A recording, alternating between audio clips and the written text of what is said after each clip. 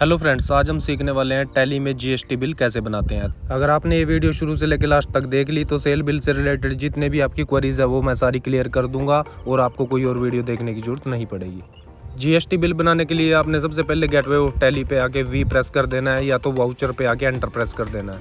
उसके बाद आप वाउचर के अंदर आ जाओगे। यहाँ पे आपने F8 से सेल सेलेक्ट कर लेना है, मैंने पहले ही सिलेक्ट किया हुआ है। तो उसके बाद आपने ध्यान क्या रखना है, यहाँ पे आपको एक नंबर दिख रहा होगा जहाँ पे नंबर लिखा है 1।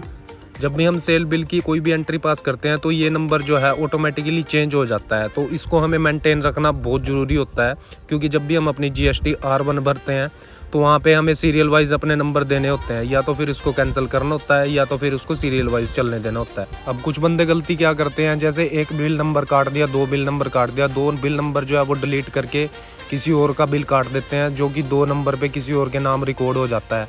जब भी हम अपनी टैली में GST R1 भरते हैं या फिर वो बंदा 3 भी भरता है अपनी, तो वहाँ पे जो है GST बिल मिसमैच दिखाता है।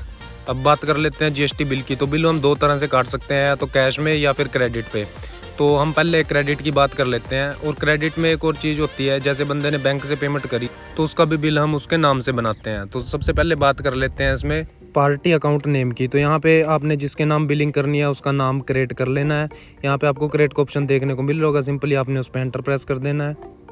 जैसे ही आप एंटर प्रेस करोगे तो यहाँ पे एक नया ऑप्शन खुल के आएगा आपके सामने। तो यहाँ पे आपने उसका नाम लिख देना है पार्टी का जिसको आपने सेल करना है। यहाँ पे जैसे मैं शिव एजेंसी लिखता हूँ, अलाइसिस में आपने कुछ लिखना है तो आप लिख सकते हो, उस बंदे का नाम भी लिख सकते हो, अदरवाइज़ तो आपने एंटर प्रेस कर देना है। अब ये हमारा डेटर है, क्योंकि ये हमारा जो है देनदार है, तो इसको मैं संडे डेटर के अंदर लेता हूँ। उसके बाद maintain bill wise bill entry, इसको आपने यस कर देना है अगर आप चाहते हो कि आपकी जो पेमेंट आए वो बिल के अकॉर्डिंग आए।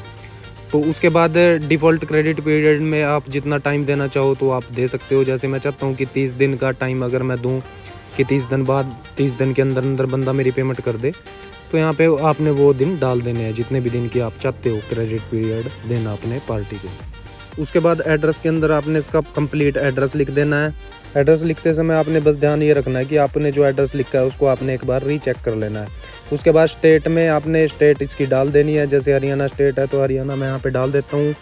जब भी आप बिलिंग करोगे तो आपको जो इन्फॉर्मेशन आएगी उसमें सारी कंप्लीट डिटेल आपको मिल जाएगी। उसके बाद पिन कोड में आपने पिन कोड डाल देना है, और प्रोवाइड बैंक डिटेल में अगर आप उसकी बैंक डिटेल डालना चाहो तो आप डाल सकते हो।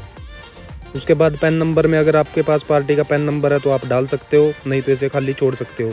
उसके बाद बात आती है रजिस्ट्रेशन टाइप की। अगर पार्टी के पास GST नंबर है तो आपने रेगुलर सेलेक्ट करके उसका GST नंबर डाल देना है, और यहाँ पे चेक कर लेना है पार्टी किस टाइप की है। अगर अनरजिस्टर्ड है तो अनरजिस्टर्ड सेलेक्ट कर लेना है, कंज्यूमर है तो कंज्यूमर। तो यहाँ पे मैं अनरजिस्टर्ड सेलेक्ट कर लेता हूँ क्योंकि मेरी पार्टी के पास GST नंबर नहीं है।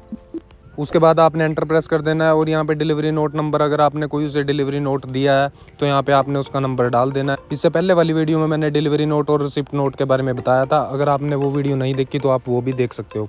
उसके बाद जैसे ही आप एंटर प्रेस करोगे तो यहाँ पे डिस्पैच डॉकेट नंबर दिखाएगा, इसको बिल्टी नंबर भी बोलते हैं। ये नंबर आपको जो है ट्रांसपोर्टर से मिलता है।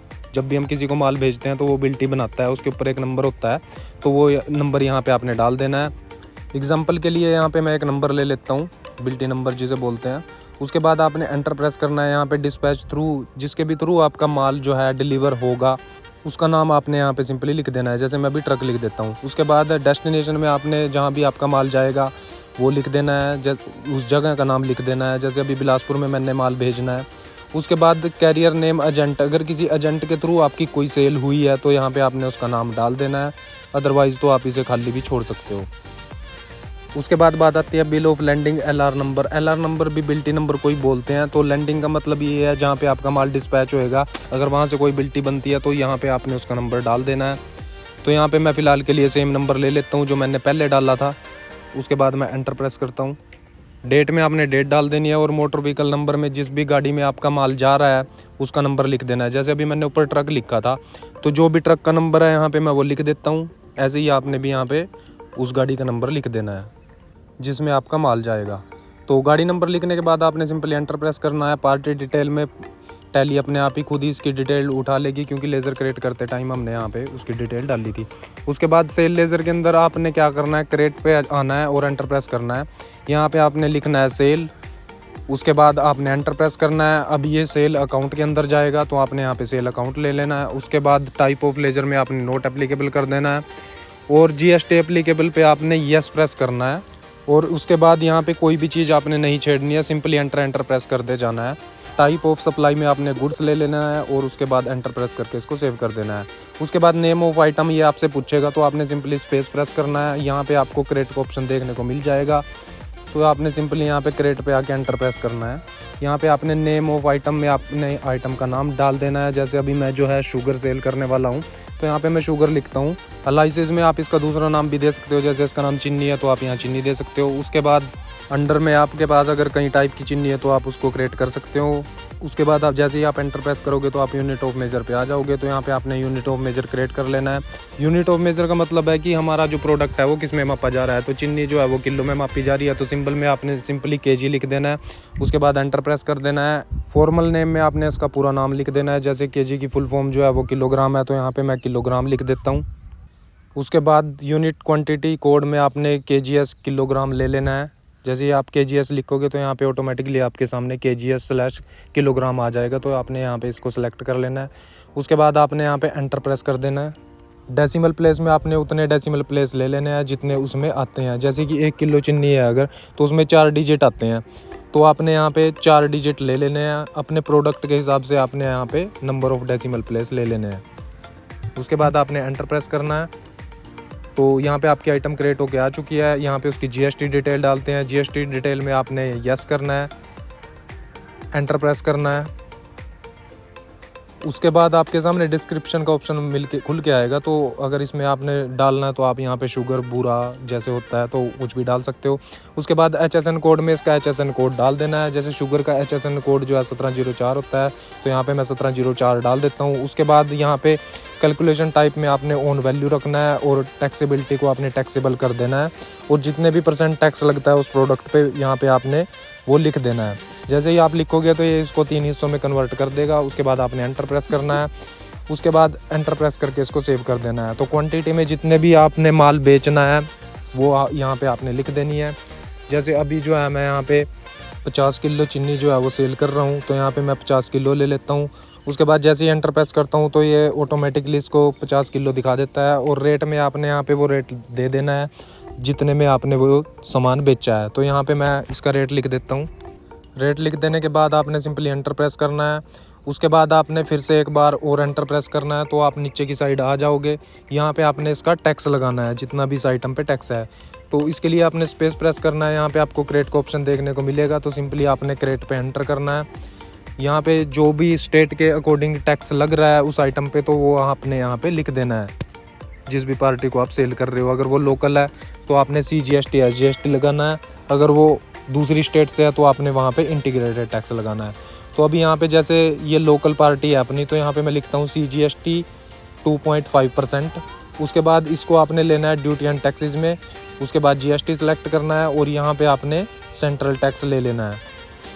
सेंट्रल टैक्स लेने के बाद आपने एंटर प्रेस करना है और यहाँ पे उसका आइटम का GST रेट डाल देना है। जैसे अभी यहाँ पे 2.5 मैं लिखता हूँ।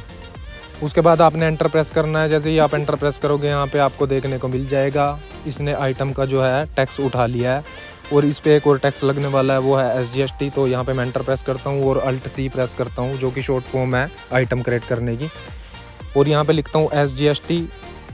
उसके बाद 2.5% लिखता हूँ, और जैसे मैंने CGST का लेज़र बनाया था ऐसे ही मैं SGST का भी बना लेता हूँ फटाफट से। अंडर में आपने इसको ड्यूटी एंड टैक्सेस में ले लेना है, और GST सेलेक्ट करके यहाँ पे इसको आपने टैक्स टाइप में स्टेट टैक्स ले लेना है, और परसेंटेज में आपने 2.5 फिर से लिख देना है, और एंटर प्रेस करके इसको सेव कर देना है। तो इस तरह से हमारा जो टैक्स है वो आइटम पे लग के आ चुका है। टैक्स लगाते टाइम आपने एक बात ध्यान रखनी है, अगर आपकी पार्टी जो है इंटर स्टेट है तो आपने वहाँ पे इंटर स्टेट टैक्स लगाना है। तो इसके बारे में मैं थोड़ा सा बता देता हूँ। अगर यही पार्टी हमारी जो है वो बाहर की होती है, जैसे हरियाणा से मैं पंजाब में माल बेच रहा हूँ, तो वहाँ पे मैं एक ही टैक्स लगाता IGST आउटपुट 5%। बट ये जो कंपनी है हमारी जिसको हम सेल कर रहे हैं ये लोकल है, तो इसका टैक्स जो है वो 2 प्रकार से लगता है, CGST और SGST। तो मैंने आपको यहाँ पे करके दिखा दिया है। उसके बाद आपने एंटर प्रेस करना है।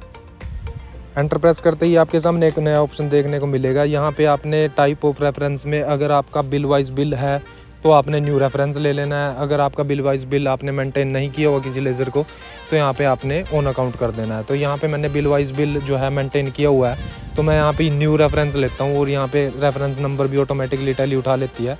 और यहाँ पे आपको देखने को मिल रहा होगा क्रेडिट पीरियड जो हमने 30 दिन का डाला तो वो यहाँ पे शो हो रहा है। तो ये हमारा बिल बन के तैयार हो चुका है। इसको आपने एंटर प्रेस करके सेव कर देना है। अब बात कर लेते हैं अगर आप कोई बिल कैश में काटते हो तो उसको कैसे काटना है। तो सबसे पहले पार्टी नेम अकाउंट में आपने कैश ले लेना है। उसके बाद आपने एंटर प्रेस करना है। उसके बाद आपके सामने कुछ इस तरह से डिटेल आएगी, तो इनको आपने भर देना है, जैसे अभी मैंने थोड़ी देर पहले इसी वीडियो में बताया था। उसके बाद आपने सिंपली एंटर प्रेस करते जाना है। पार्टी डिटेल में भी कैश आ जाएगा और फिर से आपने एंटर प्रेस कर देना है। उसके बाद सेल लेज़र में सेल आ जाएगा। नेम ऑफ आइटम में आपने आइटम का नाम डाल देना है। उसके बाद उसकी क्वांटिटी डालनी है और उसका रेट डाल देना है। उसके बाद आपने टैक्स लगा के सिंपली एंट्री को सेव कर देना है। तो इस तरह से आप जो है वो कैश का बिल काट सकते हो। होपफुली आपको वीडियो अच्छी लगी होगी। अगर वीडियो अच्छी लगी है तो इसे आप लाइक कर सकते हैं, दोस्तों के साथ शेयर कर सकते हैं, और अगर चैनल पे आप नए हैं तो इसे सब्सक्राइब कर सकते हैं।